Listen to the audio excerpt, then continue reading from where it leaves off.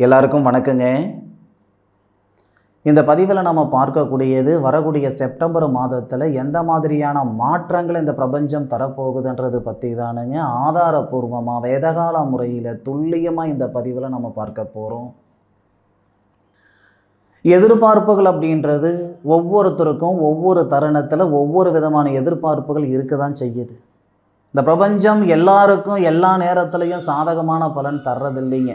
ஒவ்வொருத்தருக்கும் ஒவ்வொரு தருணத்தில் தான் நாம் செய்த பாவ புண்ணியத்தின் அடிப்படையில், நம்மளுடைய ஜாதக ரீதியாக இருக்கக்கூடிய அமைப்புகள் அடிப்படையில் இந்த பிரபஞ்சம் சாதகமான பலன் தரும்.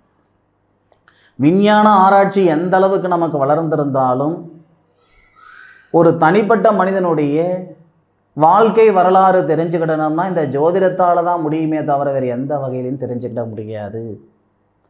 செப்டம்பர் மாதம் 1ஆம் தேதி திங்கட்கிழமை அதிகாலை உச்சிஷ்ட கணபதி பிறந்த நட்சத்திரம், உச்சிஷ்ட கணபதி அவதரித்த நட்சத்திரம் சொல்லக்கூடிய கேட்டை நட்சத்திரம் முதல் பாதம் புதனுடைய நட்சத்திரம், புதன் பகவானுடைய நட்சத்திரம். கேட்டை நட்சத்திரம் முதல் பாதம் விருச்சிக ராசி ரிஷப லக்னத்தில் தானுங்க செப்டம்பர் மாதம் பிறக்கப்படுது. மாத தொடக்கத்தில் காலச்சக்கரத்துக்கு 3வது பாவகம் மிதுனத்தில் குரு பகவான் தன்னுடைய சுயசாரத்தில் புனர்பூச நட்சத்திரம் ஸ்ரீராமர் அவதரித்த நட்சத்திரம்னு சொல்லுவாங்க. புனர்பூச நட்சத்திரம் 3வது பாதத்தில் 83 டிகிரியில் குரு பகவானும், காலச்சக்கரத்துக்கு 4வது பாவகத்தில் சுக்கிர பகவான் சுபஸ்தானம் சொல்லக்கூடிய இடத்துல சுக்கிர பகவான், சனி பகவானுடைய சாரம் குரு தட்சாமூர்த்தி அவதரித்த நட்சத்திரம்னு சொல்லுவாங்க. பூச நட்சத்திரம் 3வது பாதத்தில் 103 டிகிரியில் சுக்கிர பகவானும், காலச்சக்கரத்துக்கு 5வது பாவகன் சொல்லக்கூடிய இடத்துல சூரிய பகவான் பூரம் நட்சத்திரத்தில், புதன் 122 டிகிரியில் 134 டிகிரியில் சூரியனும், 122 டிகிரி மகம் நட்சத்திரம் முதல் பாதத்தில் புதனும், அதே 5வது பாவகத்தில் கேது பகவான் பூரம் நட்சத்திரம்னு சொல்லக்கூடிய சுக்கிர பகவானுடைய சாரத்தில் 144 டிகிரியில், காலச்சக்கரத்துக்கு 6வது பாவகத்தில் செவ்வாய் அஸ்தம் நட்சத்திரம் 171 டிகிரியில் அஸ்த நட்சத்திரம் 4வது பாதத்தில், காலச்சக்கரத்துக்கு 8வது பாவகத்தில் தான் சந்திர பகவான், காலச்சக்கரத்துக்கு 11வது பாவகன் சொல்லக்கூடிய லாபஸ்தானத்தில் புரட்டாதி நட்சத்திரம் சொல்லக்கூடிய குரு பகவானுடைய நட்சத்திரம், குபேரர் அவதரிச்ச நட்சத்திரம் புரட்டாதி நட்சத்திரம் 2வது பாதத்தில் 324 டிகிரியில் ராகு, காலச்சக்கரத்துக்கு 12வது பாவகத்தில் உத்திரட்டாதி நட்சத்திரம் முதல் பாதத்தில் 335 டிகிரியில் சனி பகவான். எதுக்காக இந்த விவரம் எல்லாம் நான் சொன்னேன் அப்படின்னா, இந்த கிரகங்களுடைய அமைப்புகளை கொண்டு தான் மாத பலன்.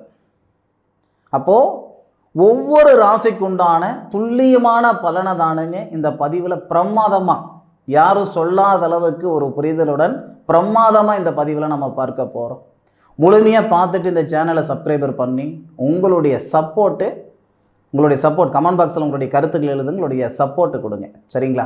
ரிஷப ராசியில் பிறந்தவங்களுக்கு உண்டான செப்டம்பர் மாத பலன் தானுங்க இந்த பதிவில் நாம் பார்க்க போகிறோம். ரிஷப ராசியாதிபதினு சொல்லக்கூடிய சுக்கிர பகவான் ரிஷப ராசிக்கு 3வது பாவகம் தகரிய ஸ்தானத்தில் இருக்கார், தனிச்சிருக்கார், சனி பகவானுடைய சாரம் வாங்கியிருக்கிறார். உங்களுடைய முன்னேற்றத்துக்கு முட்டுக்கட்டையாக இருந்த தடைகள் எல்லாம் நீங்கக்கூடிய தருணமாக வரக்கூடிய செப்டம்பர் மாதம் ஏற்படும். செப்டம்பர் மாதம் 3ஆம் தேதியிலிருந்து சாதகமான நேரம் ரிஷபராசி நண்பர்களுக்கு உண்டு. ரிஷபராசியில் பிறந்தவங்களுக்கு 2வது பாவகத்தில் குரு பகவான் இருக்கார். எல்லாருமே யூடியூப் சேனலில் ஆஹா ஓஹோன்னு சொல்லி இருந்திருப்பாங்க, ஒரு நல்லதும் நடந்திருக்காது. செப்டம்பர் மாத தொடக்கத்திலேயே உங்களுடைய ராசிநாதன் 3வது பாவகத்தில் இருக்கிறதும், 3வது பாவகத்துக்கு அதிபதினு சொல்லக்கூடிய கிரகம் தைரியஸ்தானாதிபதி சந்திர பகவான் உங்களுடைய ராசிக்கு 7வது பாவகத்தில் நீச்சம் பெற்று உச்சமான உங்களுடைய ராசியை பார்க்கிறார். பிரமாதமான நேரம் பார்த்துக்கிடுங்க. காற்றடிக்கும் போது தூற்றிக்கிடணும், வயசு இருக்கும்போது வாழ்ந்துக்கிடணும்னு சொல்லுவாங்க. இது உங்களுக்கான நேரம். ரிஷபராசியில் பிறந்த உங்களுக்கு உண்டான நேரம். நீங்கள் ஆணாக இருந்தாலும் சரி பெண்ணாக இருந்தாலும் சரி, உழைப்புன்ற விதை விதைச்சா வளர்ச்சி அப்படின்ற ஒரு விருட்சம் 100% வரும். உங்களுடைய ராசிக்கு 2வது பாவகத்தில் இருக்கக்கூடிய லாபஸ்தானாதிபதி குரு பகவான் தன்னுடைய சுயசாரத்தில் புனர்பூச நட்சத்திரம் சொல்லக்கூடிய கிருஷ்ணா, அதாவது நம்ம தன்னுடைய சுயசாரம் குரு பகவானுடைய சுய நட்சத்திரம் ஸ்ரீராமர் பிறந்த நட்சத்திரத்தில் உங்களுடைய ராசிக்கு 6வது பாவகத்தை பார்க்கிறார். உங்களுடைய முன்னேற்றத்துக்கு முட்டுக்கட்டியாக இருந்த தடைகள் நீங்கும், உழைப்புக்கு தகுந்த உயர்வு வரும். ஒரு சில குடும்பத்தில் கணவன் மனைவிக்குள்ளார சங்கட சலுப்புனா அந்த சங்கட சலுப்புகளை சரிப்படுத்தி விடும். திருமணகாரகன் சொல்லக்கூடிய அந்த சுக்கிரன் 3வது பாவகத்தில், 3வது பாவகத்துக்கு அதிபதி திருமணஸ்தானத்திலிருந்து உங்களுடைய ராசியை பார்க்கக்கூடிய சூழலில் திருமண ஸ்தானாதிபதினு சொல்லக்கூடிய செவ்வாவுக்கு அந்த சந்திர பகவான் தான் சாரம் கொடுத்துருக்கார். ஐயா, சாரம் இல்லைன்னா சாஸ்திரம் இல்லைங்க. சும்மா ஏதோ ஒன்று சொல்லிட்டு போகிறதுக்கு நான் பிரசன்னம் பார்க்கலைங்க, வாக்கு சொல்லலைங்க. ஜோதிடம் அப்படின்றது கணிதங்க. அது திருக்கணிதமாக இருந்தாலும் சரி, வாக்கிய கணிதமாக இருந்தாலும் சரி, கணக்கு இல்லைன்னா ஒன்றும் கிடையாது. ஒரு கிரகம் எந்த பாவகத்தில் இருக்குது, யாருடைய சாரத்தில் இருக்குது, எத்தனை டிகிரியில் இருக்குது, அதை கொண்டு தான் பலனை சொல்ல முடியும். குடும்ப ஸ்தானாதிபதினு சொல்லக்கூடிய போத 4வது பாவகம் சுபஸ்தானத்தில் சுபஸ்தானாதிபதியோடு சேர்ந்திருக்கிற நேரம் பிரமாதமாக இருக்குது. 15ஆம் தேதி வரைக்கும் குடும்பத்துக்குள்ளார நிம்மதி சந்தோஷம் ஏற்படும். கணவன் மனைவிக்குள்ளார இருக்கிற கருத்து வேறுபாடு நீங்கும். திருமணத்தில் இருக்கிற தடைகளெல்லாம் நீங்க போகுது. நாகதோஷம் இருக்குது, செவ்வாதோஷம் இருக்குது, தாரதோஷம் இருக்குது, ஏன் கால சர்வதோஷம் இருக்குது. கோவிலாக போய்கிட்டு இருக்கிறேனுங்க, பரிகாரம் செஞ்சுக்கிட்டு இருக்கிறேனுங்க, இதெல்லாம் ஓரம் தள்ளுங்க. திருமணத்தில் இருக்கக்கூடிய தடையை செப்டம்பர் 1ஆம் தேதியிலிருந்து செப்டம்பர் 15ஆம் தேதிக்குள்ளார இந்த பிரபஞ்சம் சரிப்படுத்துறதுக்கான தருணத்தை 100% கொடுக்கும். நம்மளுடைய பிரச்சனை என்னன்னா, நமக்கு எந்த நேரம் நல்ல நேரம், எந்த நேரம் கெட்ட நேரம்ன்றது பெருசாக யாரும் தெரிஞ்சுக்கிறது இல்லை. ஏன்னா ஜோதிடம்னாவே ஏமாத்து வேற அப்படின்ட்டு ஒரு சிலர் சொல்லிட்டு இருக்கிறாங்க. நான் ஒன்று மட்டும் சொல்கிறேனுங்க, பிறந்ததுலேருந்து சாகர வரைக்கும், ஏன் செத்ததுக்கு அப்புறம் கூட அடக்கம் பண்ணும்போது கூட நல்ல நேரமாக ராகுகாலமாக யமகண்டமான்னு பார்க்கக்கூடிய ஒரு இடத்துல நம்ம இருக்கோம். அற்புதமான ஒரு கலாச்சாரத்தோடு நம்ம பிறந்திருக்கோம். ஜோதிடர்கள் 1000 பேர் தப்பாக இருக்கலாங்க, நான் இல்லைன்னு சொல்லலை. 5000 பேர், லட்சம் பேர் தப்பாக இருக்கலாங்க, ஜோதிடம் ஒருபோதும் தப்பாக இருக்காது. ஒரு செயல் செய்கிறதா இருந்தால் அந்த செயல் செய்கிறதுக்கான நேரம் இருக்குதான்னு தயவு செய்து ஒரு முறை பார்த்துக்கிடுங்க. இருக்கிற நிலைமையிலேருந்து மேலே போகனாலும், இருக்கிற நிலைமையிலேருந்து மேலே போகலனாலும் யாரும் கேட்க மாட்டாங்க. இருக்கிற நிலைமையிலேருந்து கீழே போயிட்டோம்னா தப்பாயிடும். ஒரு முறை ஒரு தொழில் செஞ்சு நஷ்டம் ஆயிடுச்சுன்னு வச்சுக்கோங்களேன், மறுக்க சுய தொழில் செய்கிறதுக்கான எண்ணமே இல்லாமல் போயிடும். தயவு செய்து உங்களுடைய நேர காலங்கள் பார்த்து, பட்டம் பார்த்து பயிர் செய்யணுன்ற மாதிரி நேர காலங்கள் பார்த்து செய்யுங்க. செப்டம்பர் மாதம் 1ஆம் தேதியிலிருந்து 15ஆம் தேதி வரை தனஸ்தானாதிபதி சுபஸ்தானத்தில் இருக்கிறது நல்லது. சுய தொழில் செய்யணுமா செய்யுங்க. இல்லை சார், நான் வெளிநாடு போன்ற விஷயங்களுக்கு முயற்சி பண்ணிக்கிட்டு இருக்கிறேனுங்க, எக்ஸ்போர்ட் பண்ணிகிட்டு இருக்கிறேனுங்க, பண்ணலாம்னு யோசனை பண்ணிக்கிட்டு இருக்கிறேனுங்க, செய்யலாம், தப்பில்லை. நான் வியாபாரம் செய்துக்கிட்டு இருக்கிறேனுங்க, உணவு சார்ந்த பிஸ்னஸ் பண்ணிகிட்டு இருக்கிறேனுங்க, செய்யலாம், தப்பில்லை.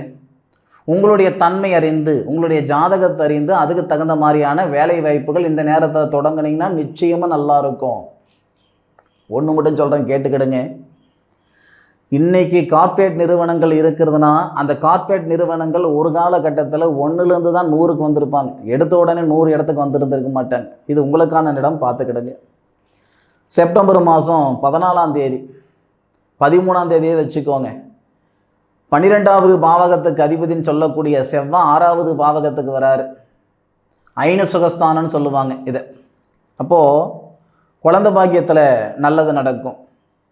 புத்திர பாக்கியம் இல்லைங்க, கல்யாணம் ஆகி 10 வருஷம் ஆகுது, 12 வருஷம் ஆகுது, குழந்தை பாக்கியத்தில் தொந்தரவுகள் இருந்துக்கிட்டு இருக்குதுங்க அப்படின்னா, ஐன சுகஸ்தானாதிபதினு சொல்லக்கூடிய கிரகம் 6வது பாவகத்துக்கு வந்து குரு பகவானுடைய பார்வைக்குள்ளார வராரு.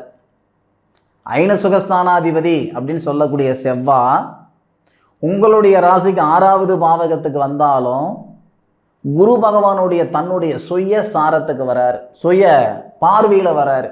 இந்த நேர காலங்கள் குழந்தை பாக்கியத்தில் இருக்கிற தடைகள் நீக்கும், கணவன் மனைவிக்குள்ளார நிம்மதி சந்தோஷத்தை ஏற்படுத்தும். ஒரு நிம்மதியான வாழ்க்கையை, நிறைவான வாழ்க்கையை ஏற்படுத்துறதுக்கான தருணம் இதுதானுங்க. இதுலேயும் ஒரு சிக்கல் இருக்குது. என்ன சிக்கல் அப்படின்னா, சவகாசம். பசுவோடு சேர்ந்தா நல்லா இருக்கும், பசு பன்னியோடு சேர்ந்தா சொல்லவே தேவையில்லை. 12வது பாவகத்துக்கு அதிபதி 6வது பாவகத்தில் வராரு. ஆனால் திருமண ஸ்தானாதிபதியும் செவ்வாய் தான்.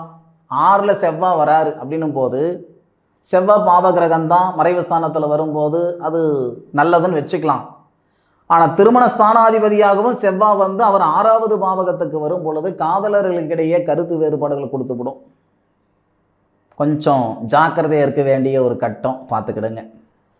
கணவன் மனைவியாக ஆகணுன்ற ஆசையில் தான் காதலர்கள் இருக்காங்க. நேற்றைய காதலர்கள் இன்றைய கணவன் மனைவி, இன்றைய காதலர்கள் நாளைய கணவன் மனைவி. அப்படி இருக்கணும்னு நீங்கள் நினச்சிங்கன்னா செப்டம்பர் மாதம் அந்த 14 தேதிக்கு மேலே 30ஆம் தேதி வரை கொஞ்சம் பேசுகிறதோ அல்லது வெளியே போகிறதோ இதெல்லாம் கொஞ்சம் குறைச்சிக்கோங்க.